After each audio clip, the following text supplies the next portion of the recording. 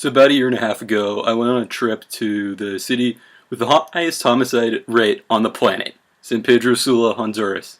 Right, you're probably thinking, why the fuck would you go there? Okay, so 10 years ago, something like that, my uncle met a woman from Honduras in a bar. Long story short, they got married. Sadly, her visa expired. She had to go back down to San Pedro, and my uncle just decided to follow her there. He was always into making t-shirts, so much that he dropped out of college to get into that business, so he started up a little operation down there, and eventually he started a bar. I'll talk more about that later. Him and his wife were trying for a long time to have a kid, but it didn't work, so they adopted. The funny part is that they adopted a half Honduran, half white kid, so it's like, yeah, you get the point. So he was going to be christened, and we decided at the last minute to go down and visit them. He always said how sketchy it was down there, so I was kind of nervous, but I thought it sounded pretty exciting too, so I was looking forward to it. So I get up at 4 a.m. Well, actually, I didn't sleep that night because I was just packing and shit, so I was in for a pretty long day. We had a connection in Houston and a fucking 8-hour layover. We just wander around the city, go to this sick barbecue place called Rudy's. They're all over Texas and a couple other states. Definitely recommend it. So we fly down to Honduras, get off the plane, and oh look, they have buckets spaced out on the floor to catch dripping rainwater from the ceiling, and they were doing a pretty bad job at it. So yeah, not a great first impression. But luckily we ended up being first in line, all the way to the point where we figure out we're in line for the natives. So we have to go back and be second to last in the visitor line. Then I meet up with my uncle and cousin in the pouring fucking rain outside. Hey, I got to meet my new cousin Ryan, who's only 3 months older, so then. Usually I don't really like babies and think they're annoying, but I like this kid from the start. He only cried like once or twice for the whole week I was there. So I ride in my uncle's pickup truck, and we see a lot of people there literally strap a tarp on the back of their truck and have like 6 or 7 people riding back there. Not that it makes much of a difference. Somehow I was getting rained on while I was inside the truck. So what's the first stop? My uncle's bar. Drinking age is 18 there, so I was fine. In fact, I was actually in charge of running the bar for that first night. I got my cousin totally shit-faced enough to pick up all our tabs. And they had this really good beer called Salvavita, which means lifesaver in Spanish. So after that, my uncle drives us back to this pretty nice hotel with my cousin laying in the back of the truck, hammered out of his fucking mind with a flight to wake up for in 4 hours. This guy's 44, just so you know. Anyway, the next day we go to the church for the christening that was in all Spanish, and I actually knew most of what the pastor was saying, because I was pretty good at Spanish in school.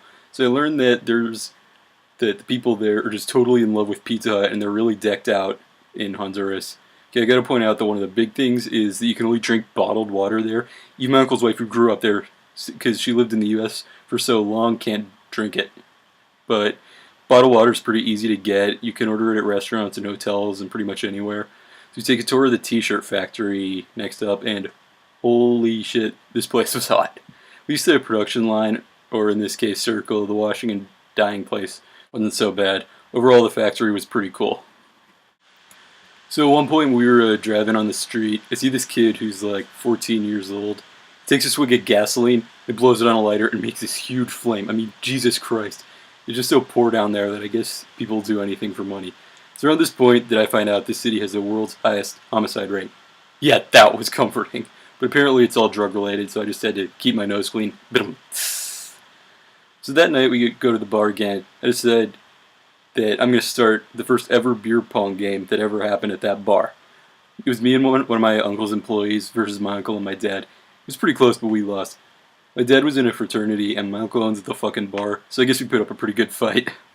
After that, for some reason, my dad's obsessed with getting a hot dog, so we stopped by that Texaco station. Yeah, they still have those down there. This kid's sitting outside sniffing glue, and it looks like he's abandoned, and that's when it really hit me how much it must suck to live here. And yeah, we really do have it good in the U.S. The place is really poor, and almost everyone carries a knife on them just for protection. Weirdly enough, despite how poor the average person there is, it's a hugely conservative country, and Obama actually has a terrible rep down there.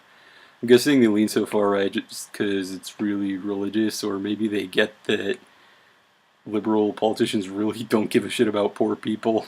I don't know. Anyway, we were going to fly to this little island in Honduras right off the coast called Roatan, but my mom got sick and my uncle was getting audited, so that didn't work out. We ended up eating out that night, and they really love meat down there. And on the side, instead of fries, you get these fried plantains, and then they give you either salsa or refried beans, whatever you want to dip it in. The service was slow as hell, but the food was actually amazing, like some of the best food I've ever eaten. Which is funny because the food at the American-owned hotel was total shit. Actually, pretty much everywhere we ate that was Honduran owned was really good, and it was all amazing food. Maybe we could learn something from them instead of eating all this shit from McDonald's and Burger King or wherever. So of course, that night we go back to the bar. My grandfather was with us on the trip, and this guy could drink an entire fry house under the table. So he got us into this contest where you put a cup in the middle of the floor and stick a quarter up your ass, pants on of course, and try and release it into the cup. Some people had to get pretty fucked up to do it, but I think they all tried eventually. So since the whole Roatan thing didn't work out, we drove to a beach that was only like an hour away, and had these tents over the chairs that are tied down, and this one old couple moves it to be closer to the rest of their family, and then this asshole who works there just screams at him. The water was actually pretty nice and clean, and then I see this dog take a shit on the beach right by a used diaper. So I really pretended not to see that since we were going to go eat right after that. Later on, we went out to check my uncle's house, which is in this pretty nice gated area. Like, people there who would be probably lower middle class in the U.S., but hey, he has 3 dogs. One of them is actually from the same litter as my dog. My grandfather was there, and he breeds them, so that's where he got them from.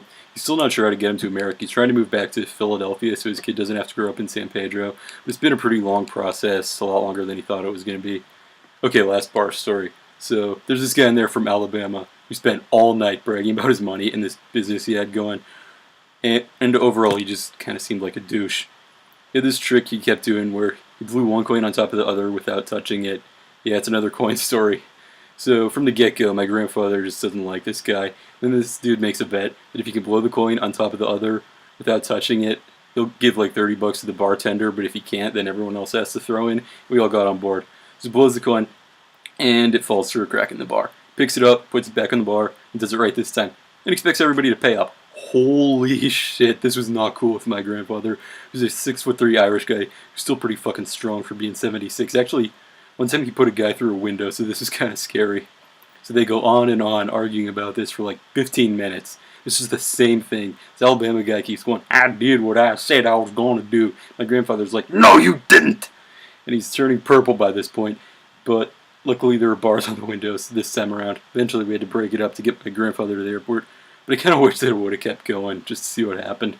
So on our last day, we drove really far out, like to the border of Guatemala, to check out these ruins that were actually in really good shape.